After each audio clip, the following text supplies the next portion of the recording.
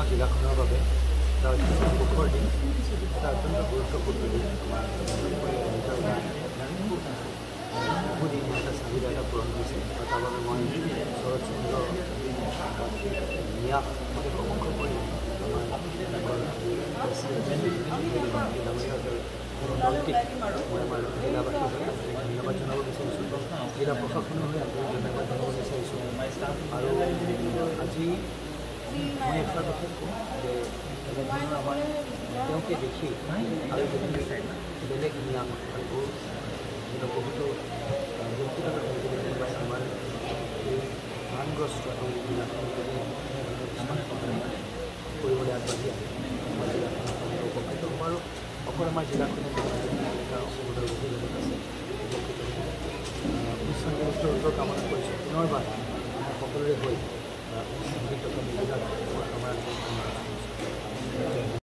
মই ৰাইজক জনাব খুজিছোঁ যে মই ব্যক্তিগতভাৱে এইটো দিয়া নাই, এইটো শৰৎচন্দ্ৰ কাকতি ন্যাসৰ ফালৰ পৰা দেই, মই প্ৰেছিডেণ্ট, কিন্তু আমি ন্যাসৰ ফালৰ পৰা আৰু এই কামটো কৰি ইয়াত এই চেণ্টাৰ স্থাপন কৰি আমি খুবেই আনন্দিত।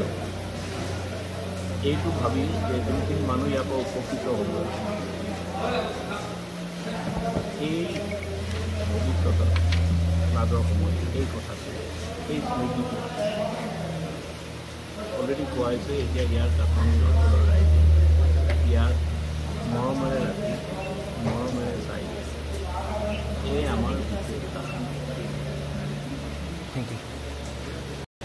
হয়, চাওক, আমাৰ এই বৃহত্তৰ লাহৰীঘাট অঞ্চলৰ কাঠনি অঞ্চল খুবেই গৰাখহনীয়া আৰু বানপীড়িত অঞ্চল।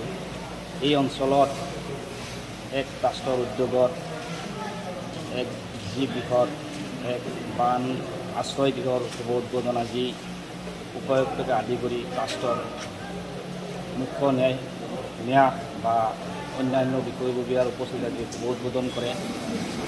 আজি এই শুভ উদ্বোধনী অনুষ্ঠানত আমি কাঠনিবাসী ৰাইজ হিচাপে আমি উপস্থিত থাকোঁ।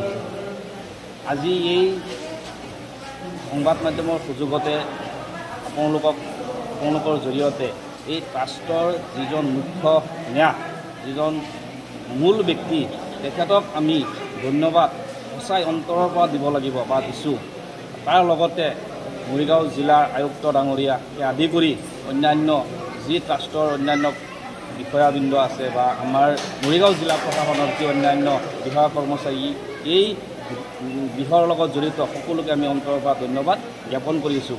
চাওক, আজি তেওঁলোকে আমাক যি আজি এক ভাল বস্তু আজি উপহাৰ দি থৈ গৈছে, এক বিপদৰ সময়ত ব্যৱহাৰ কৰিব পৰা এক আশ্ৰয় গৃহ আমাক উপহাৰ দি থৈ গৈছে। কিন্তু আজি বৰ পৰিতাপৰ দুখৰ বিষয়, আজি আমি তেখেতসকলক একো দিব পৰা নাই।